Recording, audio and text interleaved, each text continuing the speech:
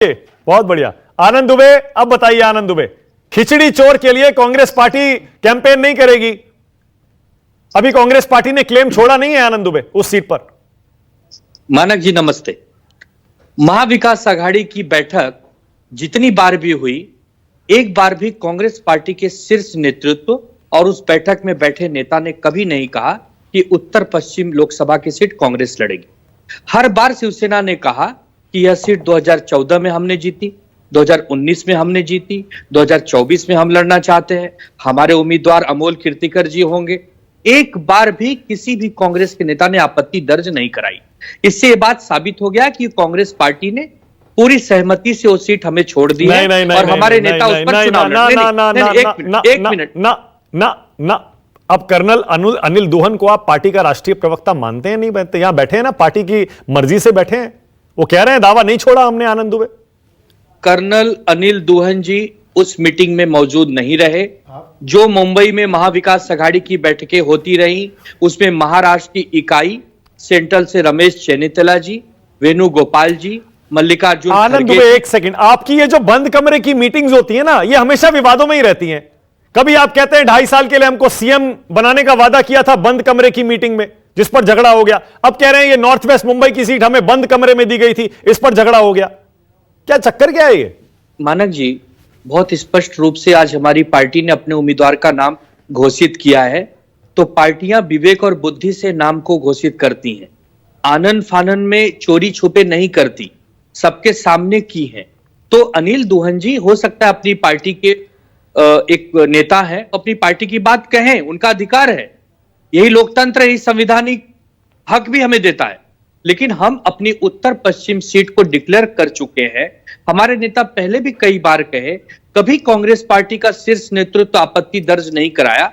संजय निरुपम जी चूंकि एक अपनी पार्टी के नेता है, उनकी इच्छा रही है कि मैं वहां से चुनाव लड़ूं, वो चुनाव का टिकट नहीं ले पाए, तो हो सकता है कि वो परेशानी में अपनी व्यक्तिगत बातें कह रहे हो, बट इसे महाविकास आघाड़ी पर कोई फर्क पड़ने की कोई बात नहीं है। आनंद दुबे, आप जाती कर रहे हैं। देखिए, मैं बार बार नहीं, ऐसे मत करिए, आप गलत कर रहे हैं ये बात, क्योंकि आप कांग्रेस पार्टी पर दोहरा रवैया अपनाने का आरोप लगा रहे हैं एक तरह से, कि बंद कमरे में कांग्रेस पार्टी कुछ और कहती है और टीवी पर कर्नल अनिल दुहन को कुछ और कहने के लिए भेज देती है।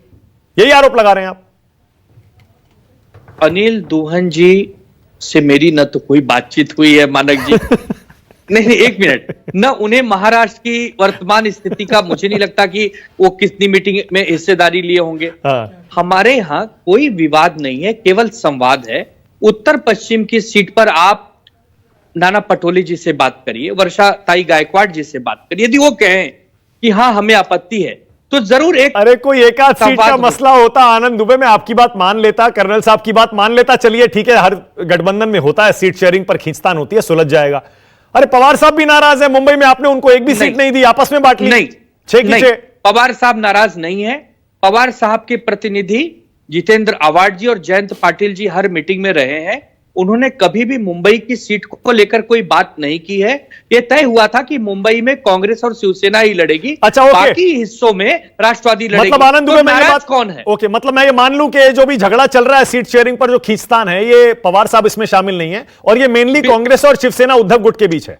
1 या 2 सीट पर, सभी सीटों पर नहीं। आज हमने 17 सीट डिक्लेयर किए हैं, 5 और करेंगे। बड़े भाई होने के नाते 22 पर मतलब पवार साहब की कोई नाराजगी नहीं है ना? कोई नाराजगी नहीं है, बड़े अदब से, बड़ी गंभीरता से कह रहा हूं, ठीक है, कोई नाराजगी नहीं है। और प्रकाश आंबेडकर, प्रकाश आंबेडकर जी ने पिछले कई मीटिंग में अपने खुद आए या अपने प्रतिनिधि भेजे। महाविकास आघाड़ी की रैली में छत्रपति शिवाजी मैदान में उन्होंने भाषण भी दिया, सब कुछ ठीक ही चल रहा था। उनका भी प्राथमिकता भारतीय जनता पार्टी को हराना है, हमारी प्राथमिकता भी भारतीय जनता पार्टी को हराना है। लेकिन आज उन्होंने क्यों यह निर्णय लिया हम नहीं जानते। हम तो अभी भी यही कहेंगे कि वापस पुनः विचार करें। कितनी सीट मांग रहे थे वो प्रकाश आंबेडकर, आनंद दुबे? वही खुल के कह तो नहीं रहे हैं ना। हम उनको पहले 2, फिर 4, फिर 6, यहां तक तो हम बड़ा दिल दिखा रहे थे। अब वो कितनी सीटें मांग तो सुन रहे थे, वो 20, 22, 25 भी मांग रहे थे आनंद दुबे। नहीं, तो इसका कोई आधार होना चाहिए। आप मांगिए, आप 48 के 48 मांगिए, आधार बताइए। आप कितने जीते थे, कितने पे लड़े थे, आप बताइए इतिहास। कहीं आनंद दुबे, कहीं ऐसा तो नहीं कि वो एनडीए की तरफ जा रहे हो, सीबीआई, ईडी, आईटी से डर के? जैसा आप हर किसी पर आरोप लगा देते हैं? नहीं नहीं, ऐसी तो कोई बात नहीं है, लेकिन जिस प्रकार पत्रकार बंधु बात कर रहे हैं, जिस प्रकार महाराष्ट्र की जनता, सामाजिक कार्यकर्ता बात कर रहे हैं कि क्यों हर बार वंचित बहुजन आघाड़ी भारतीय जनता पार्टी को एक खुला दरवाजा दे देती है, क्यों नहीं हमारे साथ लड़ते? आखिर बीजेपी को हराना कोई बहुत बड़ा चमत्कार थोड़ी है, बीजेपी को हराया जा सकता है। अगर दलित समाज, वंचित समाज, मराठा समाज, सब समाज के लोग यदि इकट्ठे आते हैं तो क्यों नहीं बीजेपी को हराया जा सकता है? स्वीकार कर लिया प्रकाश आंबेडकर चले गए या अभी भी उनको मनाने की कोशिश हो रही है? नहीं, हमारी बातचीत उनसे चल रही है, लेकिन जिस प्रकार आज उन्होंने 9 सीटों पर अपने उम्मीदवार घोषित किए हैं, इससे तो लग रहा है कि वो करीब करीब दूरी बना लिए हैं। अन्यथा हमसे बात करते, वो हमसे विचार करते, संवाद करते। लेकिन इतने बड़े नेता क्यों ऐसा डिसीजन लिए? कमाल है आनंद दुबे। मैं वही कह रहा हूं ना, देखिए चुनाव जब शुरू हो रहा था तब हम सोच रहे थे महाराष्ट्र और बिहार दो ऐसे राज्य हैं, और स्पेशली तब जब नीतीश कुमार उधर थे इंडिया गठबंधन में, तब हम मान रहे थे ये दो राज्य ऐसे हैं जहां बीजेपी को, एनडीए को बहुत मुश्किल आने वाली है। अब हम देख रहे हैं इंडिया गठबंधन ना महाराष्ट्र में कुछ कर पाया, ना बिहार में कुछ कर पाया।